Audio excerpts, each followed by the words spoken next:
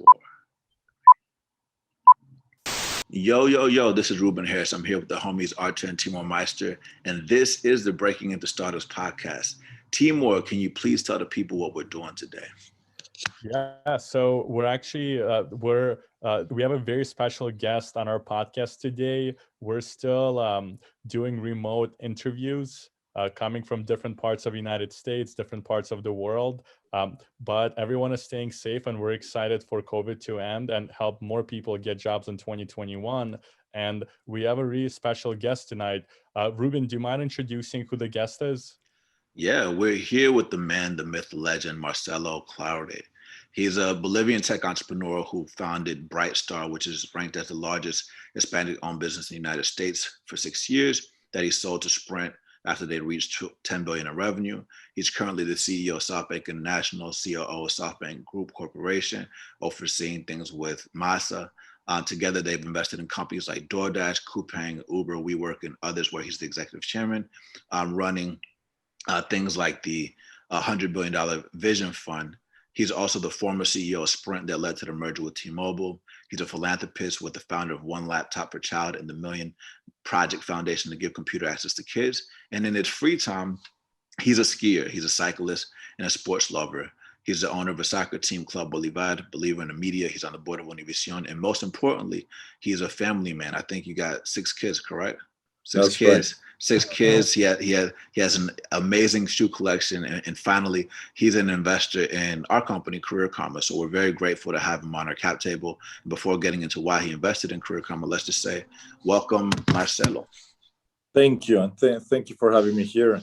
Awesome, and I'm man. glad we're finally getting together to do this. Yeah, man. Likewise. I don't know if you remember this, but you and I met for the first time at the Brazil Silicon Valley conference with Nana. Do you remember that conference?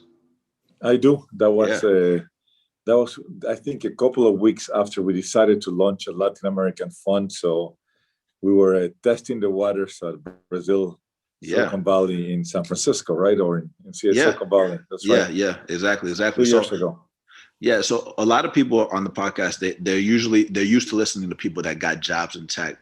So I want to start off by explaining what Softbank is from a venture capital perspective. For the people that don't know what venture capital is people that give money to entrepreneurs to create companies. So can you tell us a little bit about what Softbank is, the Latin American Fund, the Opportunity Fund, and things like that? Yeah. So Softbank is a Japanese company founded by a true serial entrepreneur called Masayoshi Son, who I believe is the smartest guy in the world. He's one of the few people that have the ability to see around the corner, and who were betting everything. We are the largest tech investor in the world. We manage about $300 billion of assets spread all over the world. And we just invest in amazing entrepreneurs who dedicate their life to disrupting the way we live, the way we play, and the way we work. On a good week, we're investing about $1 billion a week. And I've been extremely lucky to sit in those investment committees that invest $1 billion a week on amazing entrepreneurs that are changing the world. Awesome. That's a great overview of Softbank, and it's a very special position to be in, especially given everything that's happening with the pandemic. You know, COVID-19 hit us pretty hard last year, and millions of people lost their jobs, and they're looking to take advantage of these jobs that have been created because of technology. So can you tell us a little bit about Softbank's view on the future of work? I think the thesis for the Vision Fund is singularity in AI and automation. So how does Softbank think about rapid reskilling and upskilling for people in that regard? So I'll start by saying that we're living probably, I would say, the most exciting time in history since the world got created, because in the next 5 years, every single job, every single industry, every single vertical is going to be totally reinvented. So therefore, we have to look at the world with a total open mind and understand that our job is going to be totally different next year, in 3 years, in 5 years, than it was before. I mean, if you look what the pandemic has done, it has massively accelerated something that was going to happen maybe in the course of 5 to 7 years, but the world had to be digitized just out of necessity, right? I mean, the fact that we couldn't be together with other people, the fact that we couldn't be at restaurants, it forced every single restaurant to be digitized. It also made us realize that certain jobs that we thought that were essential, they really aren't that essential. I don't want to piss off any waiter or waitress, but hey, the fact that they brought your menu today, you go, you do your QR scan code, you're able to see what's in the menu, you're able to see recommendations from previous users, and you're able to choose your food. So the world has changed. I don't see us going back to the old world. So, and I'm talking about the basics, right? The fact that restaurants, one of those big 2 or 3 star Michelin restaurants, if you would have talked to them prior to the pandemic, they would have said there's an absolute zero chance that I would be delivering my food.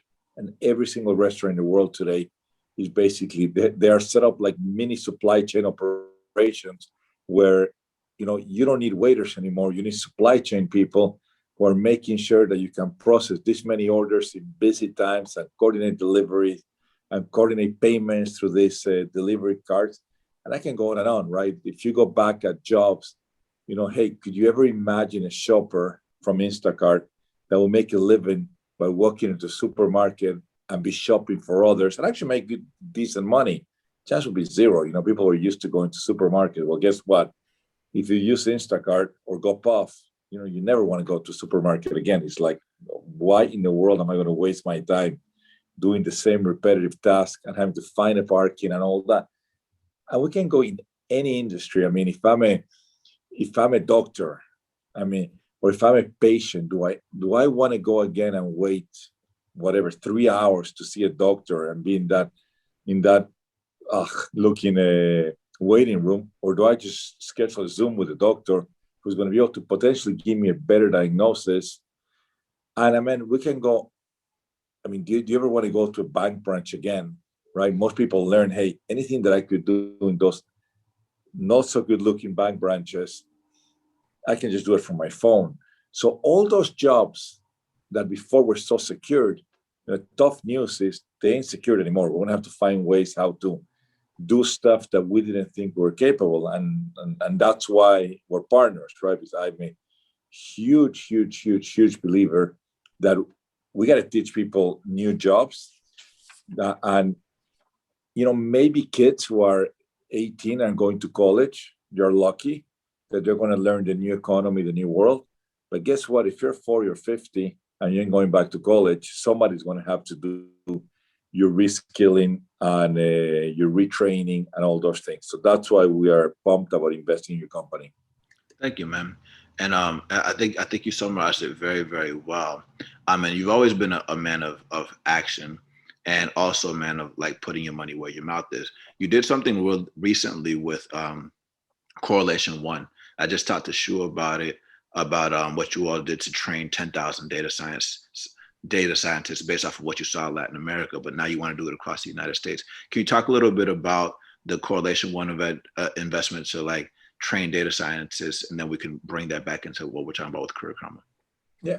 So the world in the past had a scarcity for architects, for business people, for lawyers.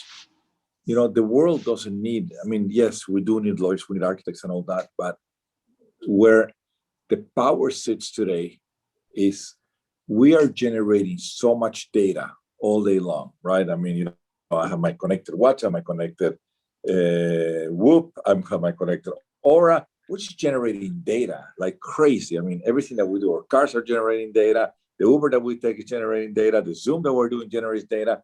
So basically data is the new oil. Well, guess what?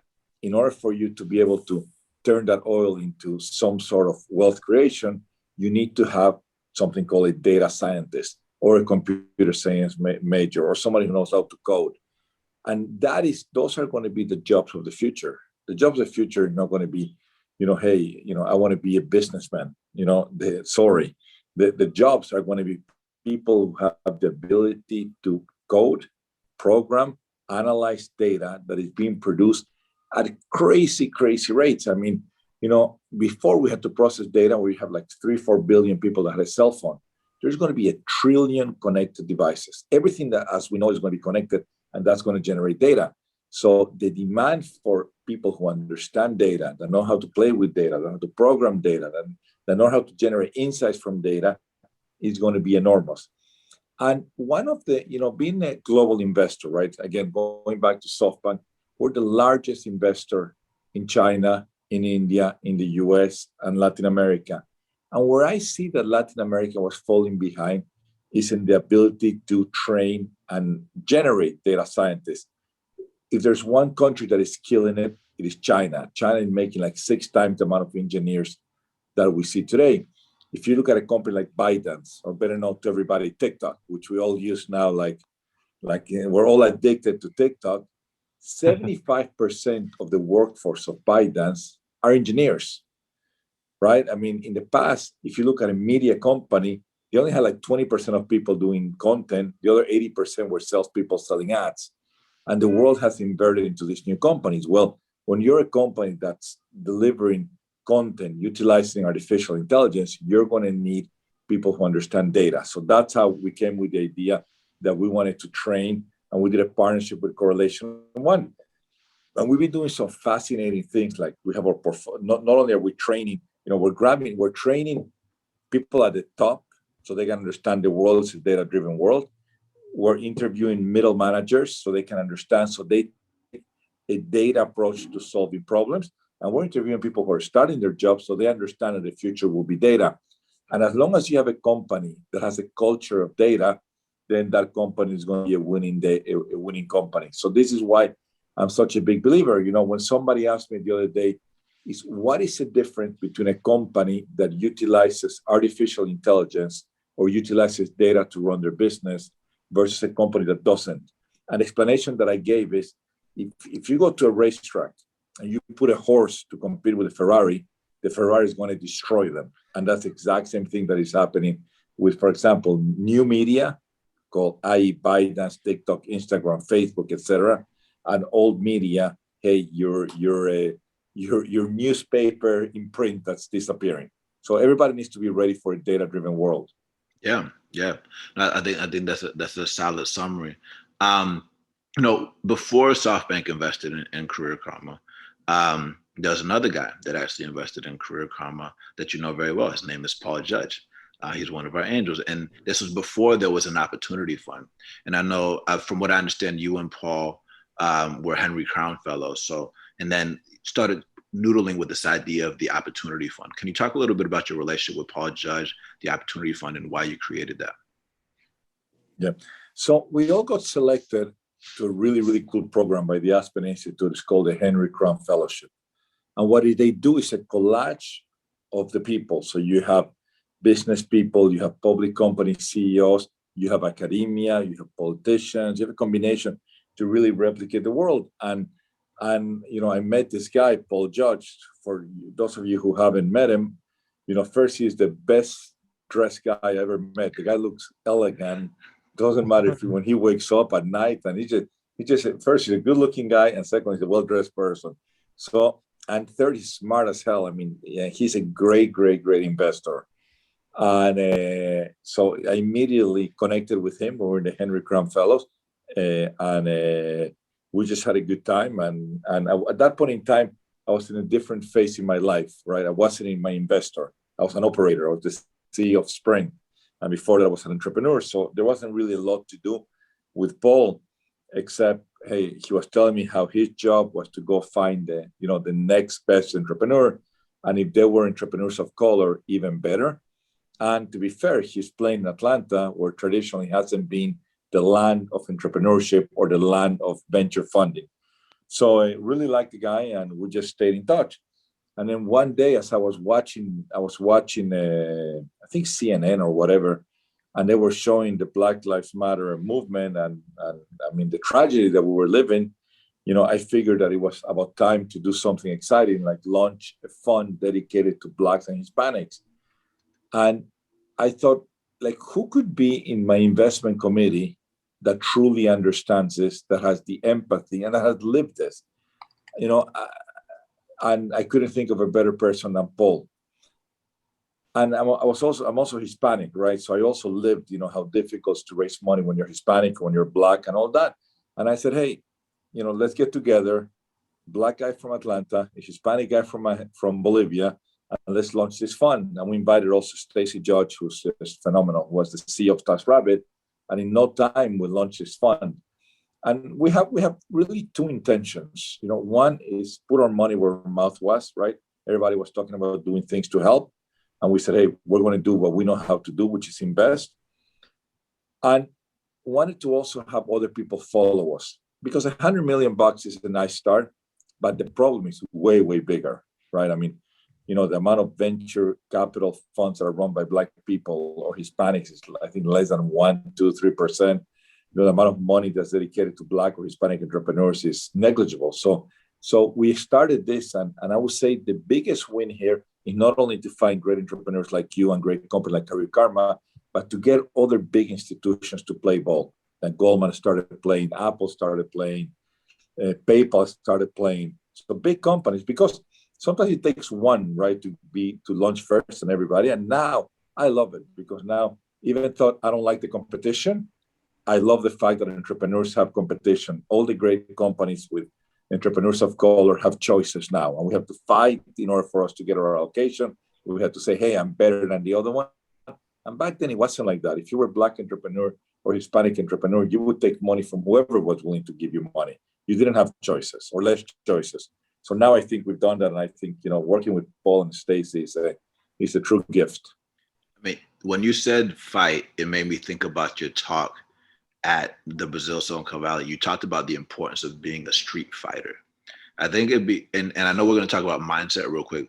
Can you talk a little bit about the importance of being a street fighter, not just to start companies, but also just to break into tech and really go after your dreams?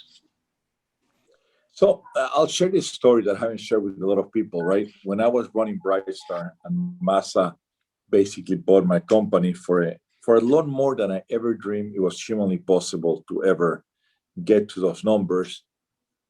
At the end, he says, hey, I'm really buying Brightstar because I want you to go turn around a Sprint.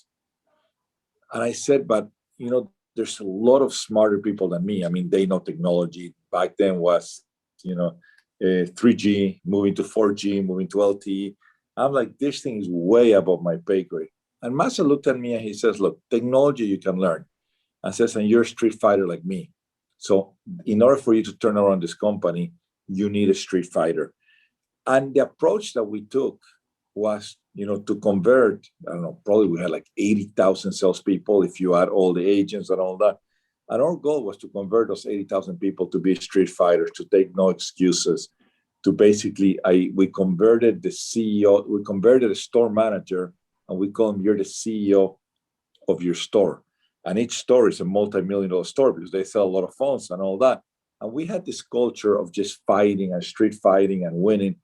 And it was the most amazing feeling in the world when you can redirect 80,000 people from boring salespeople to street fighters to learn how to never take no for an answer, and figure out how to problem solve, and figure out how to overcome obstacles, and figure out how to dream big, and figure out how to win. And I think that's something, that Masa has taught me. I mean, a lot of people, Masa is the founder of Softbank, and he's, if you think there's discrimination of Blacks and Hispanics in the US, he's Korean, and a Korean in Japan it's pretty similar to being a Hispanic in the US. And the fact that he's fought himself through to be one of the wealthiest people in the world, to have built one of the most amazing companies in the world, to basically be transforming the world. His theory was, look, I'm going to fight harder than anybody else, and I'm going to win. And I think, that's what we try to institute among the many, many entrepreneurs that are part of the Softbank family. Awesome, man. I love that story. And speaking of, your reputation precedes you. You're known for a lot of things, including turnarounds, and now you're this executive chairman at WeWork, which is actually a very unique position to be in, given that the vaccine is here. People are about to get back to work. People are talking about remote work, hybrid work environments. Historically, I know WeWork had acquired Flatiron School. They don't have Flatiron School anymore, but there's really interesting. We had the CEO of Flatiron while they were still in WeWork, talking about WeWork like a global campus. So can you talk to us about like your view on WeWork's position in the remote work environment, and maybe your thoughts on how it might be able to play in the education space? Yeah, so Flatiron, it wasn't that I didn't think they were a great company. It is that we needed to get back to basics, focus on our core business, and we needed no distractions. So first thing first is, when you're the largest landlord in the biggest cities in the world, you just got to focus on filling those spaces so you can pay the rent, right? So when I go back at WeWork as a whole, I would say that, Adam had an amazing idea. So the vision of Adam of what WeWork was, totally good. The execution wasn't there. The execution wasn't there because we opened 1,000 buildings in 2 years, right? Marriott, they took them 125 years to open 800 buildings. So in 2 years, we opened more buildings than anybody else to create this enormous global campus that is such a powerful idea. What WeWork is today is I would say, the company that is best situated in the work world, because every single company, every single small business, medium business, large business, they're looking for something called flexibility. And the entire value proposition of WeWork is predicated on flexibility, right? If you decide that you're an entrepreneur and you want to start your own business, first thing you do, you go look for office space. Normally, you go to a landlord, the landlord is not going to want to rent to you because you're a new business. They're going to ask you to put together significant security deposit, which you don't have. You'd rather use that security deposit for your business. Then, assuming they are nice enough to rent you, they probably rent the crappy places because they won't let you into the really hot real estate. Once you get there, you got to hire an architect. You got to hire a construction company. You got to get a designer. You got to set up your utilities. It's truly a pain. And by the time you're done, it's 6 to 9 months. And you got to sign a 5-year commitment, 10-year commitment. So think of WeWork now from a flexibility perspective. You have an idea, you have a business, you're growing. You can just go to WeWork, and 24 hours later, you go to your office with utilities, with connectivity. And by the way, if you kill it in your business, you can grow in the same building, right? You don't need to commit. You can go on a month-to-month lease, and that's the beauty of WeWork. And in a world where nobody really knows what the future of work is, right? All we can ask people, what do you think the future of work is going to be? And what most people will tell you is, I don't want to go back to the old times of working 5 days a week, 60 hours a week. I want to go once in a while, maybe 2-3 days a week. I don't want to drive to a far headquarters. I want to work close to home. Most people will say, I want to get out of the house because it's so hard to do a Zoom when I have dogs, crying kids, angry wives or angry husbands. I mean, it's just hard, right? So you want to go to a place where you can do your thing, and that's what WeWork brings. So, what everybody thought would have been, you go back a year, nobody gave us a chance. When I got in front of CNBC and tell everybody we're going to turn around WeWork, they thought we were all cuckoos, so it was never going to happen. Well, I have no doubt that at the beginning of next year, WeWork is a profitable company. Someday in the future will be a public company, and this company is going to kill it. And what we did is we put a total Street Fighter mentality here. I mean, salespeople, they understand they only have one job in life, and that's to fill this space. Now, education, we found a whole new world that we didn't know, and that is great universities are going virtual, right? And they want to have a chance now, because of the pandemic, suddenly you don't really need a campus. You can become a global university without a campus, as long as you have WeWork. So we have some of the biggest universities in the world. They've asked us not to tell their names, but I'll say a couple, maybe Columbia and Georgetown and some of the leading universities. Now they're going global, and they tell their students, as part of your tuition, here's your pass to go to any WeWork in the world. And kids love it. Imagine, when I would imagine when I was going to college, if I could have gone hang out at a WeWork, free coffee, still free beer, and a few, not all of them. It's just great. So I am so pumped about the future of WeWork and everything that's happening to the future of work. Yeah, Awesome. Marcelo, that's a great point, because the way Arthur Rubin and I started back when we used to live in Atlanta, we used to go to Atlanta Tech Village, which was kind of like a co-working space for startups. I think for this new generation of college students, if they have this ability of like actually getting exposed to what startups look like early on, that's just like a superpower that you have early on that you won't have later in your, like, that could potentially make you into an engineer versus some other major that you picked when you were applying to schools. And I love the point that you mentioned about turning the perceived disadvantages into advantages with WeWork. For a lot of our community members, they face a lot of challenges where people doubt them when they say they want to become data scientists or engineers.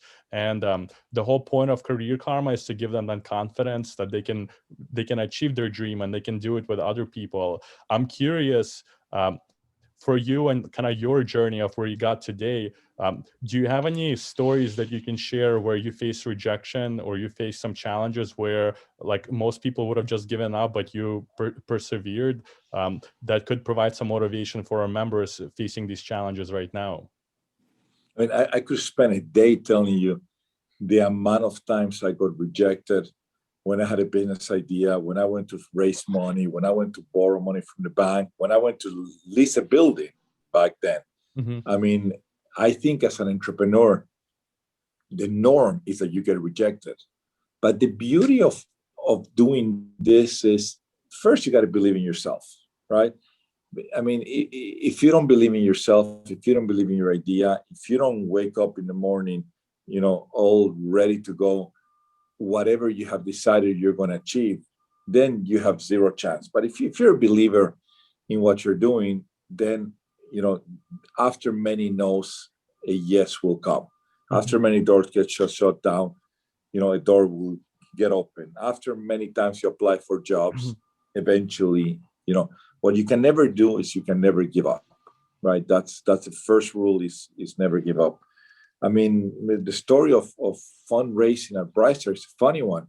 I mean, at the beginning, we were so successful, but, we were Hispanics. And I'll tell you, I will never forget that one venture capital that pulled me aside and said, look, you got to be involved with drugs or money laundering or something. How could a company be $1 billion 2 years in existence?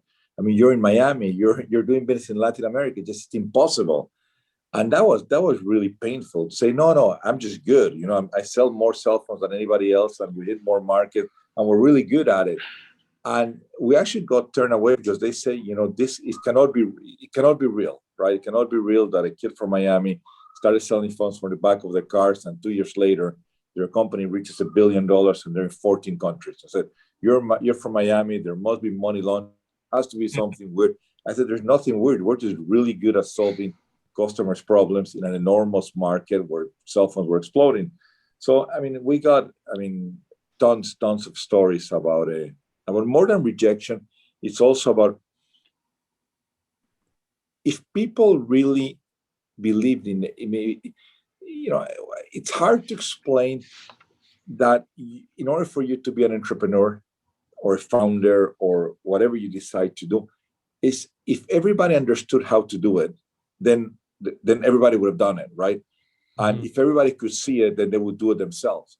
So it's that ability to have that eye to identify that opportunity where 99.99% of people don't see it, and where you need that 0.1% who's going to believe in you, who's going to fund you, and then you're going to change the world. Because think about it. If it was so easy, if the idea was so logic, then everybody would do it. So therefore, the idea wouldn't be good.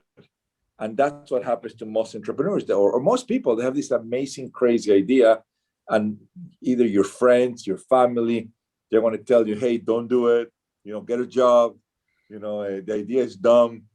Go back, when Facebook was founded. When Mark Zuckerberg had the idea of connecting people told him it was the dumbest thing. Nobody was going to really pay attention.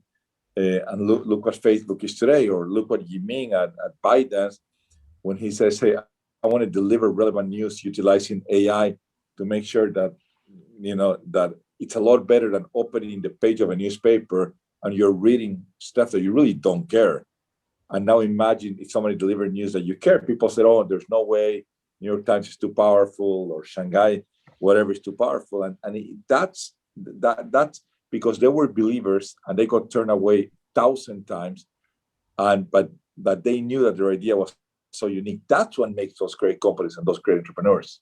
Yeah, no, I love that.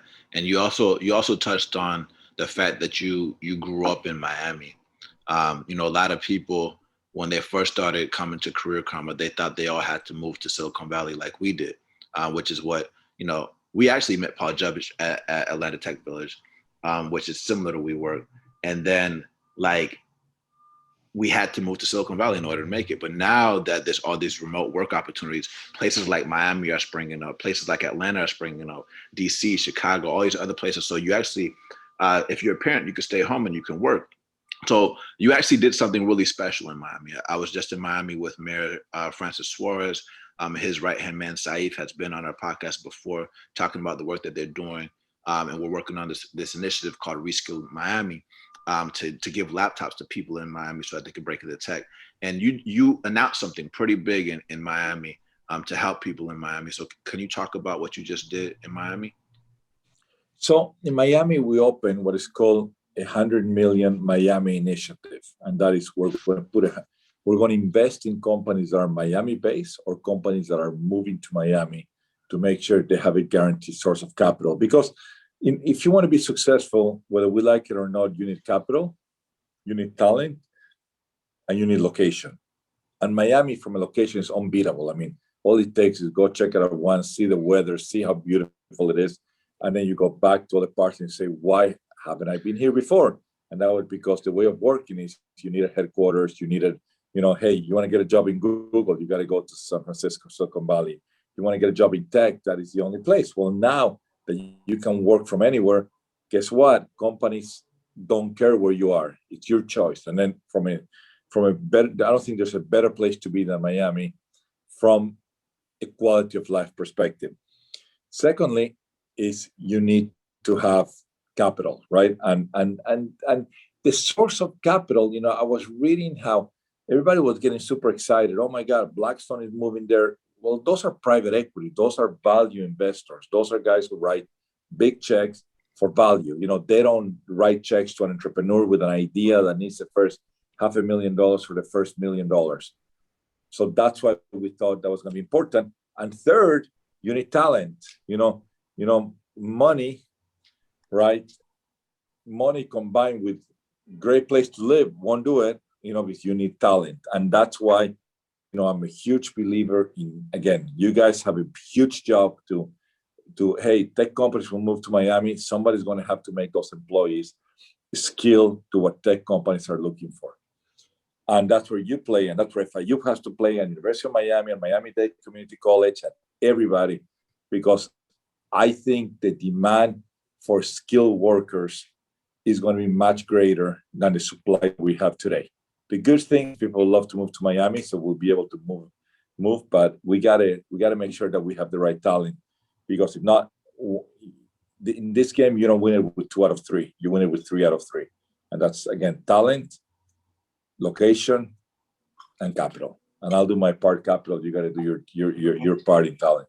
Sounds good. Yeah, we're about to wrap it up. I know, I love how you brought it home right there. Rapid reskilling is one of the most critical issues of our time, not just politically, but also economically in the United States and all over the world. We appreciate you investing in Career Karma, and together we will help 1 billion people in the next 10 years. And I think that leads us into the lightning round. Timur, kick us off with the lightning round.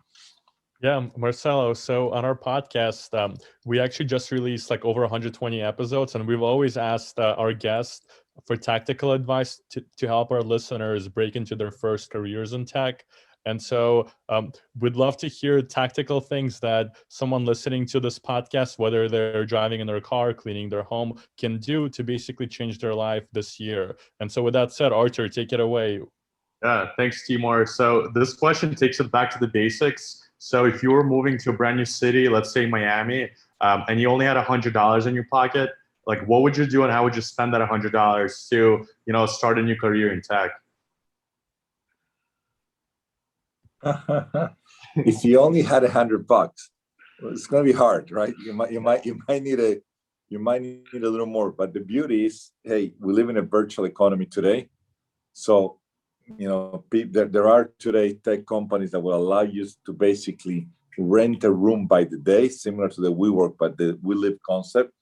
And you're not going to need the amount of money you needed before when you move to a city. So first $100, make sure you have enough for a place to eat, a place to sleep, at least for the first couple of days till you find one of those jobs. Yeah, sounds good. Sounds good. Whenever you're in a hustling mindset and you want to go to work, what kind of music do you turn on to either like be very productive or get a really solid workout in? It depends. If I'm in Miami, I'm going to put a good Spanish music. I'm either going to put merengue or salsa. It just goes with the city, and I'm going to wake up and be all pumped from the beginning of the day. Yeah, yeah. Do you have any advice for the parents that are at home with kids, trying to balance going to a boot camp or to train, trying to learn how to break into tech and also manage their family? Do you have any advice for them on how to do both? Because it's pretty impressive that you've done all these things and you have 6 kids. That's pretty impressive. So what advice do you have for them? I mean, as chaotic as it will be, you have no choice that to survive, you might have to do that tech boot camp to be able to be useful in the new workforce. And you got to learn how to juggle, right? Education. I mean, I sit in my house, I see kids, they're running, and you got to stick them in front of their iPad, and we're doing Zooms and all that. And this will be chaotic times. But the beautiful thing is the world has turned so tolerant today that it's fine, it's perfect. I'm doing Zooms and I see my kid jump in the back of my neck. Imagine if that happened a year ago. You'll think, people think you're crazy. If the world has turned tolerant, sometimes we take life too serious, right? Just let go try new things, because if you don't, I always tell, it was funny how before we told companies, innovate or you will be disrupted. Now you got to tell that to people. Unless you reinvent yourself, you will be disrupted and you will not have those opportunities. So people got to think like companies. You got to reinvent, you got to disrupt yourself, and you got to be ready for what's coming next, which is basically, I'd like to say the reinvention of the world, of everything that we do is coming in the next 5 years. So learn how to be flexible because you will need it. And keep an open mind. Awesome, man. Yeah.